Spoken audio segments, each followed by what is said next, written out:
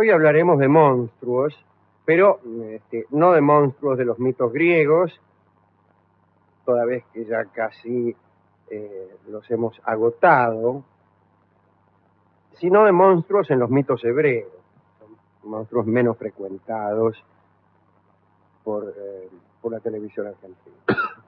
Citaremos algunos de los seres de un pequeño bestiario que Robert Graves ha reunido en su glosa de los mitos hebreos, una glosa que no alcanzó a terminar, lamentablemente. El primer monstruo es quizá el más famoso, aunque su popularidad se debe a haber dado título a un libro de Hobbes, y es el Leviatán, nombre con el cual también se designó a la ballena. Leviatán era el más grande de todos,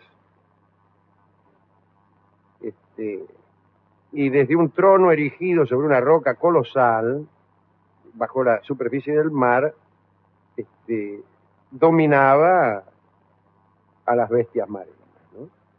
Algunos dicen que tenía muchas cabezas y tantos ojos como días el año, es decir, 365 ojos, salvo en los años bisiestos, cuando un ojo supernumerario venía a añadírsele.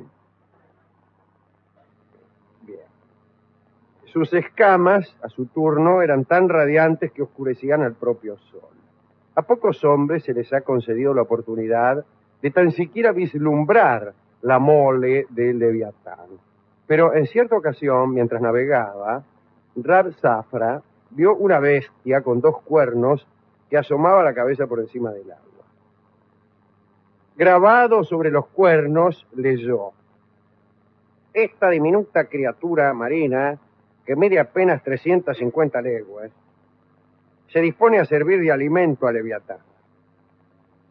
Eso era para que uno conjeturara el enorme tamaño de Leviatán, toda vez que su alimento, que su desayuno medía más de 1500 kilos. Entre los colmillos del monstruo Leviatán reinaba el terror, naturalmente. Esto está muy mal expresado, pero era así. De sus fauces salía fuego, esto es más claro. De sus narices humo. Ajá. Recorría la superficie del mar y dejaba tras de sí una estela luminosa o quizá un abismo. Dicen que despedía un olor espantoso, dicho sea esto con muchísimo respeto, que asfixiaba a todas las criaturas de Dios. A veces, sin embargo, este hedor amainaba. De vez en cuando el Leviatán se purificaba olfateando las fragantes flores del Edén. Así que cada tanto se asomaba el Leviatán por el Edén y decía: buenas tardes, vengo a purificarme de mi hedor proverbial. Y olfateaba las flores del Edén, las cuales se marchitarían. Ningún arma podía abollar sus escamas, y menos las armas de cuando este monstruo fue concebido. Los propios habitantes del cielo temían al Leviatán. Parece que esta bestia, cuando tenía sed, bebía toda el agua de un afluente del Jordán que desembocaba en el océano por un canal secreto. Eso provocaba tal cataclismo que debían transcurrir 70 años antes de que la calma regresara al océano. De cómo un afluente viene a desembocar en el océano es un problema hidrográfico para el que no tenemos respuesta. Siendo que ni siquiera el Jordán desemboca en el océano. La primera vez, esto es todo lo que tengo que decir acerca del Leviatán, amén de insistir en el libro de Hobbes, ¿no? Y en el libro de Melville, donde vuelta a vuelta se utiliza la palabra Leviatán, y especialmente en ese primer capítulo maravilloso, Moby Dick, donde hay una reseña histórica de lo que el mundo pensó sobre la ballena. Ahora, sí, la ballena es un poco más chica que el Leviatán. Una ballena ni siquiera hubiera servido de alimento al alimento del alimento de Leviatán. Pero vamos a bestias terrestres, casi siempre son más pequeñas que las bestias marinas. En el mar los animales suelen ser más grandes. Dijo Alejandro Dolina, dice la publicidad de esta radio. En el mar las criaturas suelen ser más grandes, ¿sí? Una vez cada 5 minutos repiten esa publicidad, que yo he tenido el buen criterio de impedir, que yo prefiero no decir nada a decirlo cada 5 minutos.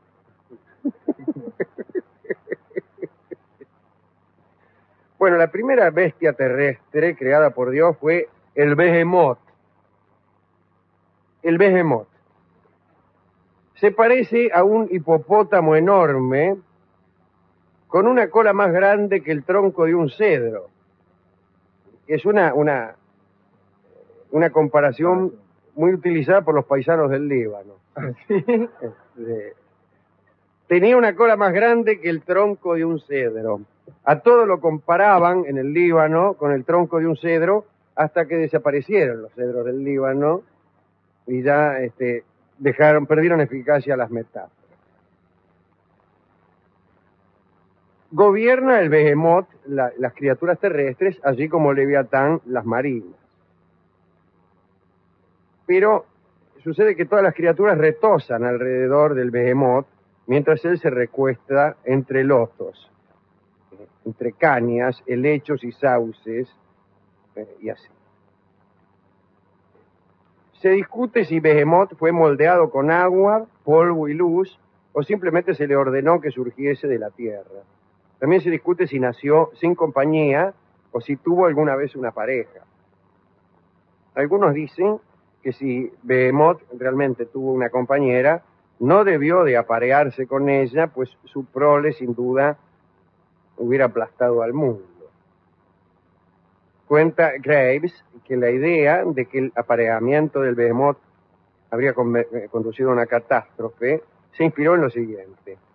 El hipopótamo, el verdadero hipopótamo, solía causar grandes daños a las cosechas cercanas al Nilo y todos temían su reproducción. Que no es porque causara grandes daños durante el apareamiento, como puede pensar cualquiera, ¿no? Que se imagine a un hipopótamo demasiado entusiasta en demostrarle su aprecio al hipopótamo, y uno se lo imagina dando huelga, arruinando las cosechas, mientras se oía el grito campero de opa, opa, opa. La reproducción era temida justamente por esto, no tanto por el acto que la causaba, sino por la consecuencia. Es decir, se iba a llenar de hipopótamos. No es que temían que los hipopótamos se dedicaran al acto benéfico. Bien, o al menos eso creí entender. El caso es que los egipcios tenían por costumbre matar a cada hipopótamo que veían, y así en la época romana este animal había sido ya prácticamente exterminado.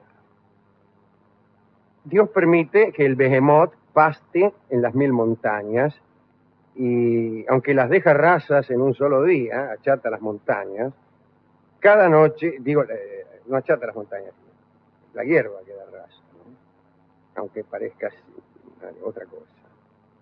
Cada noche la hierba vuelve a crecer y por la mañana está tan alta como antes. Este milagro se hace para impedir la extinción del Behemoth. El calor del verano le provoca tanta sed que todas las aguas que afluyen del Jordán, parece que no hay otro río, durante 6 meses o incluso un año, apenas son suficientes para un solo trago del Behemoth. Por eso bebe de otro río. Vieron que había otro. Pero es un río mítico que nace en el Jardín del Paraíso, que se llama Jubal, que es un buen río para nacer en el Jardín del Paraíso. Acerca de hidrografía fantástica, recomiendo indagar en lo que nuestro amigo Athanasius Kircher ha escrito al respecto. Y allí se puede ver cómo, mediante complejos canales subterráneos, ríos verdaderos como el Po se unen con otros ríos verdaderos pero lejanos como el Éufrates, que en una de ellas tienen su su manantial en regiones de maravilla como el Edén.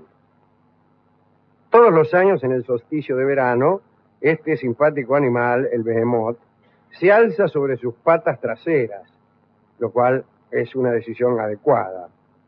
Alzarse sobre las patas delanteras sería poco digno a un animal de semejante talla y responsabilidad, cual es la de gobernar a todas las criaturas terrestres. Imagínese a uno de nuestros gobernantes alzándose sobre las manos, por no decir sobre sus patas delanteras. Y lanza un terrible rugido, cosa que nuestros gobernantes se abstienen de hacer, que impide que todas las bestias salvajes ataquen los rebaños y ganados del hombre durante los 12 meses siguientes. Es decir, que si las bestias salvajes no atacan nuestros rebaños, es solo porque una vez por año el behemoth ruge. Y si el behemoth ruge es solamente por eso, para evitar que las bestias salvajes ingieran nuestros rebaños, no como los perros.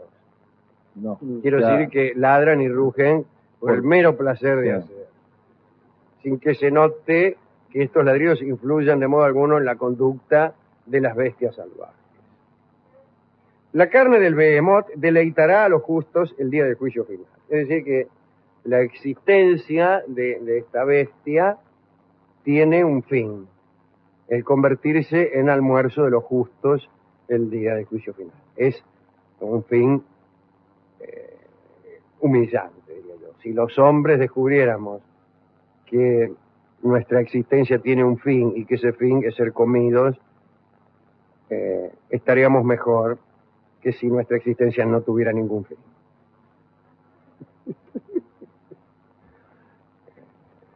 Señal ominosa entre las señales, la ausencia de señales. Fin ominoso entre los fines, la ausencia de fines. Otra bestia, el rehén. Es un enorme buey salvaje que se llama rehén. Desde luego, no es un nombre adecuado para un buey. Ya se sabe que los bueyes que se precian se llaman zaraza, langueley, chiche, etcétera. Pero no rehén. Rehén, huella, güey. No sirve. Bueno, el caso es que a este buey tiene un tamaño tan enorme, es tan fuerte y tan fiero, este torito, que cualquier intento de enseñarle a tirar de un arado o de una rastra sería una completa insensatez. Solo Dios puede manejar al rehén. En verdad existe una única pareja de rehenes a la vez. El toro vive en un extremo de la tierra y la vaca en otro. Cada 70 años se encuentran para copular. Debe ser un día muy esperado. O no tanto, porque parece que después de hacerlo, la vaca mata al toro a mordiscos. Después de 11 años de preñez, siéntese señora, la vaca da a luz 2 terneros gemelos y muere. Acto seguido, los jóvenes rehenes se separan, son siempre un macho y una hembra. El macho se va al este y la hembra al oeste, y se vuelven a encontrar al cabo de 70 años, y así se escribe la historia. Cuando era niño, el rey David llevó las ovejas de su padre hasta lo que creyó erróneamente una montaña. Era en realidad un rehén dormido, porque es proverbial el parecido que los rehenes dormidos tienen con las montañas. De repente el animal despertó, cosa que no ocurre con las montañas, y se puso de pie. Y allí el parecido, disculpen este incesto, desapareció. Después David pudo huir. Pero eso no importa, esas son cosas que preguntaría usted. ¿Qué pasó con David? Yo supongo que habrá huido. Muchas generaciones después, Rabba Bar Barjana, hijo de hijos, un famoso viajero, vio un ternero de rehén de un solo día, que era más grande que el monte Tabor, que es antiquísimo, y tenía un cuello, me refiero al REM, no al monte Tabor, un cuello cuyo contorno medía 3 leguas. Calculó así nomás Rava bar Barjana, dijo, ese cuello debe tener 3 leguas de contorno. Dice Graves, a quien le gustan este tipo de cálculos, que las boñigas, por no decir otra cosa, que arrojaba al lecho del Jordán, ya que se trataba de un rem prolijo, hacía que la corriente se desbordara. Ah, miércoles. Dicen que el rehén pereció en el diluvio, pero otros dicen que no, que se salvó porque Noé salvó a 2 de sus crías. No había espacio para ellas en el arca, pero les ató los cuernos a la popa e hizo que apoyaran los hocicos en la cubierta. Debió ser interesante.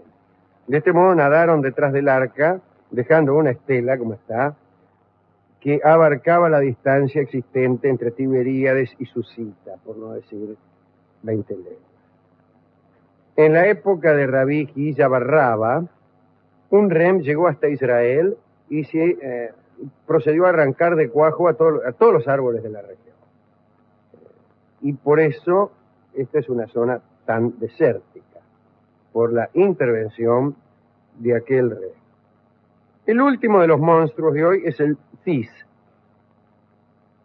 Todas las aves, incluido el cis, su rey, fueron creadas el 5º día de la creación. Y por ello figuran entre las bestias terrestres y las marinas. El cis es capaz de, por eso está mal escrito, pero no importa. El cis es capaz de contar a la humanidad acerca de la grandeza de Dios. Tiene el don del relato. Sus alas extendidas pueden ocultar el sol y también pueden evitar que el viento ardiente del sur reseque toda la tierra. Así que si la tierra no se reseca, es por el cis. En cambio, si las bestias salvajes no comen nuestro ganado, es por el behemoth. Y si los ríos no se desbordan, es por otra cosa que no tiene nada que ver.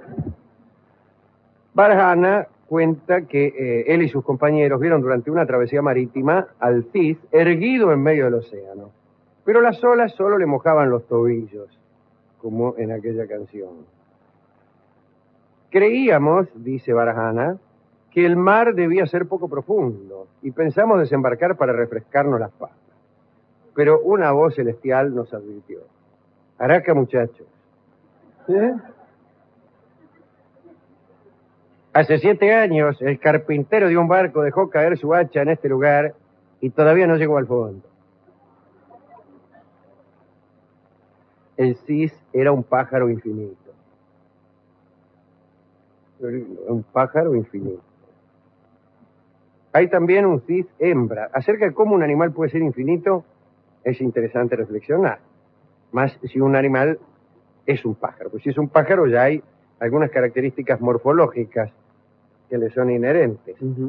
Pero si consideramos que las partes de un todo infinito, las partes de un conjunto infinito, sería mejor decir, son también infinitas, cualquier parte del cis sería infinita. Si no solo el pájaro es infinito, sino que su pico es también infinito. Si el pico fuera finito, en el sentido de finitud, si todas sus partes fueran finitas, compondrían un pájaro grande tal vez, pero finito. Grande pero limitado. Pájaros de esos he visto. Grandes, pero no infinitos. El cis, en cambio, queridos amigos de este programa, desde luego era grande, pero ser grande no es ser nada para el cis, que era infinito. Y entonces sus partes también lo eran. Nómbreme una parte del cis. Una pluma del cis era una pluma infinita. Pero ¿cómo puede ser una pluma infinita y saber nosotros que es una pluma? Porque la forma de la pluma está dada por los límites de la pluma. Bueno, le dejo ese tema para meditación de esta noche. Con la condición de que no manden ningún mail, por favor. Bueno, hay también un cis hembra. Aunque cuida mucho de su único huevo y lo incuba en una montaña lejana, en cierta ocasión dejó caer accidentalmente un huevo que estaba podrido. Su contenido hediondo anegó 60 ciudades, muchas más de las que había. Incluso ciudades que fueron fundadas al solo efecto de ser anegadas por el huevo del cis. Se trataba de un huevo grande. Bien. Al final, el cis compartirá el destino del behemoth, ser sacrificado y servir de alimento a los justos. Así que, al que no le guste la carne vacuna, podrá comerse un ave infinita. Es más rendidor el cis.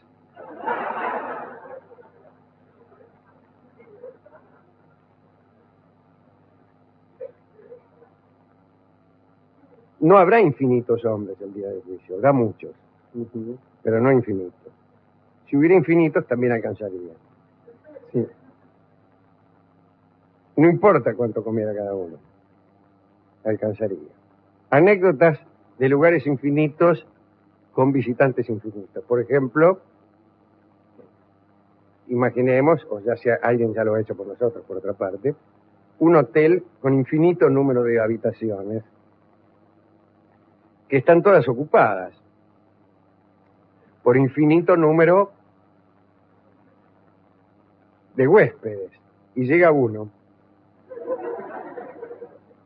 Entonces el conserje, que es un buen matemático, dice: mire, las habitaciones están todas ocupadas, pero voy a hacer algo. Entonces le dijo al de la habitación número 1 que se corriera a la 2, al de la 2 que se corriera a la 3, al de la 3 a la 4, el de la 4 a la 5, el de la 5 a la 6, y al nuevo lo metió en la 1. Bien. Esta ha sido la última bestia de hoy, ¿no? Que también una bestia que vamos a comer los justos el día del juicio final. Del día del juicio final no se sabe mucho, pero sí el menú.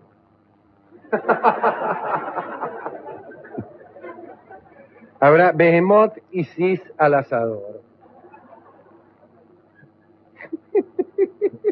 Tenedor libre, pues. ¿A quién dedicar este catálogo de monstruos de los mitos hebreos? Se lo dedicaremos a Robert Graves, pero también a algunos simpáticos monstruos, ya que no son tan malos. Algunos impiden el desastre de nuestros rebaños. También a los que han visto algunos de estos monstruos. Yo no he visto, no. He visto animales grandes, pero de ese tamaño no. Yo trabajé en herrería y en fábrica de cerveza, pero nunca vi un behemoth con semejante cabeza.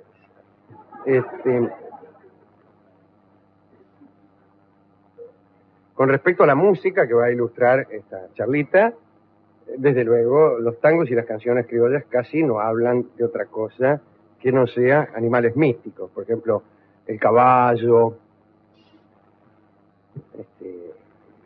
el caballo. Casi todos los animales de los tangos y de las canciones criollas son caballos. Por ahí alguna paloma, pero pues no hay casi tangos sobre perros, ¿vio usted? Solamente hay una mención, menciones de perros en los tangos. Y aquel perrito compañero. Sí, el perrito de la comparsita, pobre, el perro pequinés, es correcto. ¿Qué más?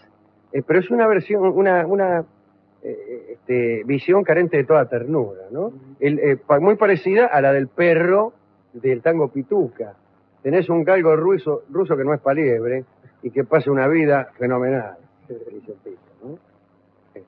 Después está el perro de la canción Insomnio,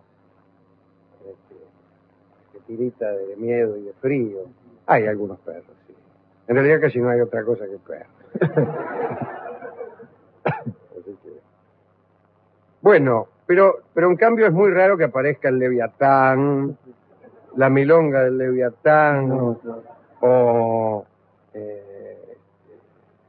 mi Behemoth, Zaino, no hay eso. no, bueno. Sin embargo, buscando y buscando, hemos encontrado algo que se parece al rehén. Allá. Me ha sucedido un pequeño accidente. Al rehén, recuerda usted aquel enorme buey que solamente se aparea una vez cada 70 años, como algunos de nosotros. Este toro puede servir para que el bello tango llamado El Torito venga a servir de ilustración. Es muy probable que Villoldo haya pensado en el rehén, ¿no? Como no tiene letra el Torito, podemos apelar al programa. Podemos convertir el Torito en música programática y contar a través del tango El Torito los distintos episodios de la vida del rehén que están perfectamente programados también.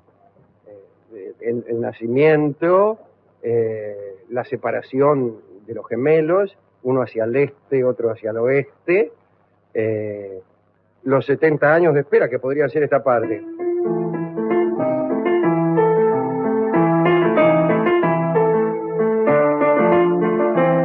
Esto podrían ser los 70 años de espera, claro, o sí. también podría ser el tranvía La Croce pasando por Villavoz.